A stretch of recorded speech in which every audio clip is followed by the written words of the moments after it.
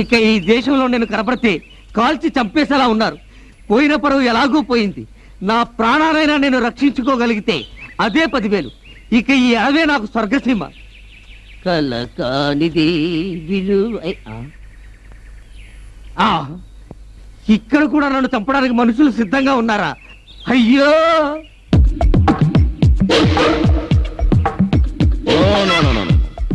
కలవరపడకు, ఇదే నా original getup. ఒరేయ్, నువ్వా ఇక్కడ కూడా తగలడ్డావా? కంగారు పడకు, నా లక్ష్యం పూర్తయింది. ఇకపై నీ దారికి నేను అడ్డు రాను. నాలాగే నువ్వు కూడా అడవుల పాలైపోయావు. That's all. ఒరేయ్, నన్నెందుకు అడవుల పాలు చేశావు? చెప్తాను. అందరిలాగే నాకు ఓ ఫ్లాష్ బ్యాక్ ఉంది. నా ఫ్లాష్ బ్యాక్ నీ ఫ్యామిలీకి లింక్ ఉంది. ఏమిటా లింకు?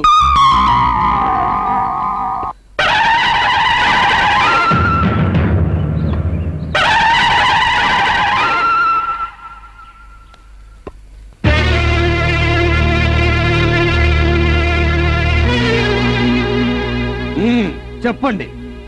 బొబ్బిలిరాయుడు గారు అమ్మవారి గుళ్ళో నగలు దొంగిలించినట్లుగా ఈ అప్పన్నే ఒప్పుకుంటున్నాడు. పైగా తరుణాలు కూడా దగ్గర పడ్డాయండి. ఈ సమయంలో ఇలా జరగడం దురదృష్టకరం. మీరే మంచి తీర్పు చెప్పాలి. అమ్మవారి నగలు నువ్వే దొంగతనం చేశావా?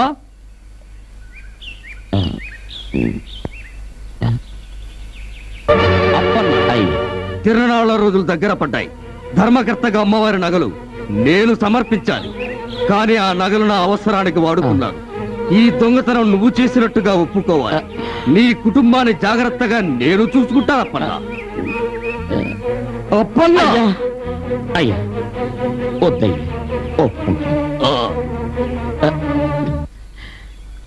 అవునయ్యా.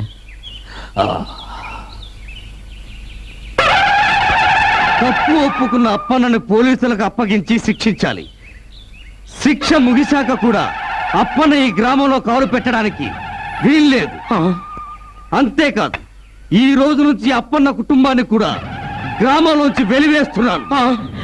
అయ్యా, ఇది అన్యాయం, ఇది అన్యాయం అయ్యా. అయ్యా, ఇది అన్యాయం. మీ నేరాన్ని నా మీద తెలుసుకునేందుకు నాకు ఇంత అన్యాయం తలపెడతారా? నా కుటుంబానికి ద్రోహం చేస్తారా? రేయ్, నువ్వు పురుగులు పడిపోతావరా, నాశనం అయిపోతావరా? రేయ్, నా కుటుంబానికి పట్టినదంటే నీ కుటుంబానికి పట్టుకురా. నువ్వు నాశనం అయిపోతావరా? గ్రామ బహిష్కరణ తర్వాత నా తండ్రి ఈ అడవుల పాలయ్యాడు. గత్యంతరం లేక టెర్రరిస్టుగా మారాడు. నా కుటుంబం చెల్లాచెదరైపోయి సంఘంలో హాయిగా బ్రతికే స్వేచ్ఛను కోల్పోయాం. క్రమేణా నేను కూడా టెర్రరిస్టుగా మారాల్సి వచ్చింది.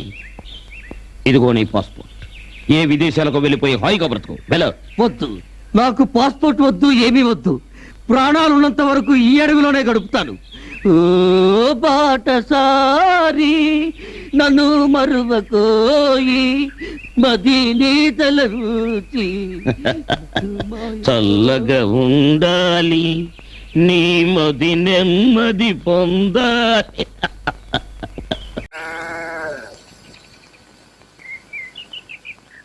నాన్న, ఎవరొచ్చారో చూడు. ఎవరో గాడిదా, నువ్వెప్పుడొచ్చావు? ఇప్పుడేనండి. అండి గిండి అంటున్నావు. ఈ మర్యాదలు ఎప్పటి నుంచి నేర్చావు? ఇదే నాకు మండుది, ఇప్పటి నుంచే. అవును, నువ్వు పోలీస్ కానిస్టేబుల్ కదా? అవునండి, స్వతహాగా నేను పోలీస్ కానిస్టేబుల్నే. మరి రౌడీ గెటప్ ఏంటి? మారువేషం. ఓహో, దొంగలను పట్టుకోవడానికి మారువేషం వేసావు అన్నమాట. కరెక్ట్ కరెక్ట్, భలే పట్టేశారు. అమ్మాయి, బావకు మంచి కాఫీ పట్టరా. అలాగే. ఏమిటల్లుడు, బాగున్నావా? బాగోగా దొరికిపోయాను. ఏమిటి దొరికిపోవడం ఏంటి? నేనే వాడికి ఉద్యోగం చేయడం ఇష్టం లేదు కదా. నా పోరు పడలేక ఉద్యోగంలో చేరాడు. అందుకని ఉద్యోగాన్ని దొరికిపోయినట్టుగా ఫీల్ అయిపోతున్నాడు. అయ్యో, ఆయింట్మెంట్ రాసుకుంటున్నారేమిటండి? ఒక్కసారి కడిగితే 2,000 పూర్తి అవుతాయి. ఇప్పుడే నీళ్లు తీసుకొస్తాను, ఉండండి. చూస్తుండ అల్లుడు. ఒరే, ఇవి చేతులు కావురా, కాళ్ళు అనుకో. నువ్వు సాయం చేసి పెట్టాలరా అల్లుడు. ఏమిటది? మీ అత్తయ్యకి మధ్య చాదస్తం మరీ ఎక్కువైపోయిందిరా. ఆ మొదలష్ట వ్రతం ఒకటి మొదలెట్టిందిగా, నీకు తెలుసుగా. పొరపాటున ఆదమర్చి నిద్రపోతున్నా సరే కాళ్ళు గడిగేస్తుందిరా. దాని పాద పూజ కాదు కానీ నా పాదాలు పాచి పెట్టేస్తున్నాయిరా. అసలు ఈ పాద పూజ ఆపితేనే గానీ లలితని పెళ్లి చేసుకుని ఫిటింగ్ పెట్టిరా. చచ్చిన అయ్యి బాబు వచ్చేస్తుంది.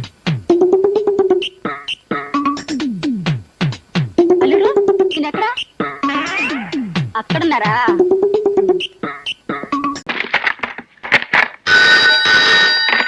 హలో, నేను రా కుయ్యా. ఏమైంది భయ్యా? ఈ ఇల్లు మున్సిపాలిటీ కంటే ముదరస్తంగా ఉంది. ఏం చేయాలో తోచటం లేదు. ఓ పని చెయ్యి, ఏంటి మానేసి వచ్చాయి. మొక్కలు ఎరగదంతా అలా వాగావంటే? మరైతే ఓ ఐడియా చెప్పరా? చెప్పు. కార్పొరేషన్ ఆఫీస్కి వెళ్ళి 2 క్లీన్ చేసే వాళ్ళని, లాండ్రీకి ఫోన్ చేసి 4 బట్టలు ఉతికే వాళ్ళని, 5 అంట్లు తోమే వాళ్ళని, 2 వంటలు చేసే వాళ్ళని తీసుకురానా? ఈ ఐడియా ఏదో బాగుందిరా, వెంటనే ఆ పని చెయ్యి.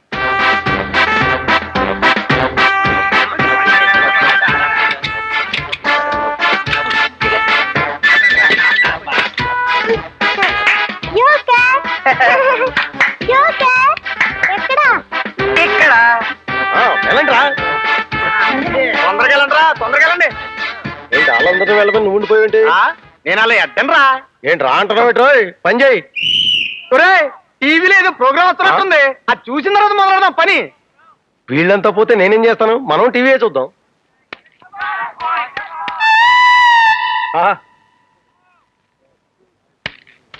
ఓహో, నువ్వు గేమ్ చూడలేదు కానీ భయ్యా. సారీ భయ్యా, బాగా అలసిపోవడం చేత వాళ్ళతో కలిసిపోయి టీవీ చూస్తున్నాను. నోరు ముయ్యరా కుయ్యం. వాళ్ళకి బాగా హుషారు తెప్పించి పల్లోకి దింపు. అవతల ఆవిడ వచ్చే టైం అయింది. బాగా హుషారు తెప్పించాలంటే ఏం చేయాలబ్బా? ఓకే,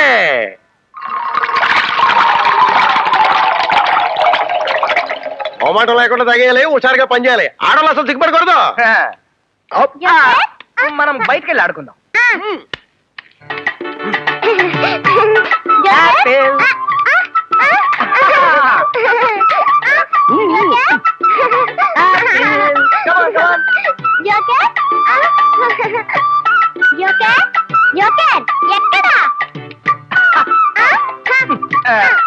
ఉన్నాను కదమ్మా.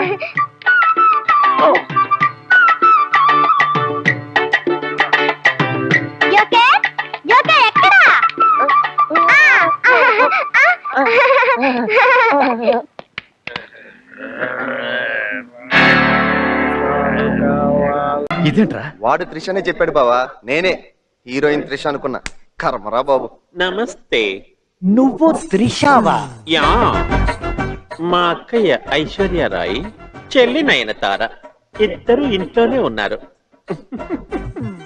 మీకు త్రిష అని ఎవరు పేరు పెట్టారు? మా సమితి వాళ్ళు.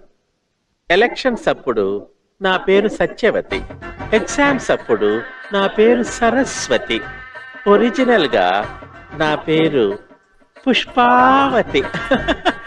ఇక నా మొగుడి పేరు నా మొగుడు ఇలియానా. మీ కుటుంబ విషయాలు మాకెందుకు గాని, ఈ దేవ్ అలియా జయదేవ్ మీ కారు దొంగతనం చేశారని కేసు పెట్టారు, అవునా కాదా? అవును, పెట్టాను. That's all your honour. ఈ కారు దొంగను కఠినంగా శిక్షించాలని కోర్టు వారిని కోరుతున్నా. ఆపండి సార్, నేను పెట్టిన కేసు అబద్ధం. నాకు అసలు కారే లేదు. నన్ను టోటల్ గా ఇరికించేశాడు.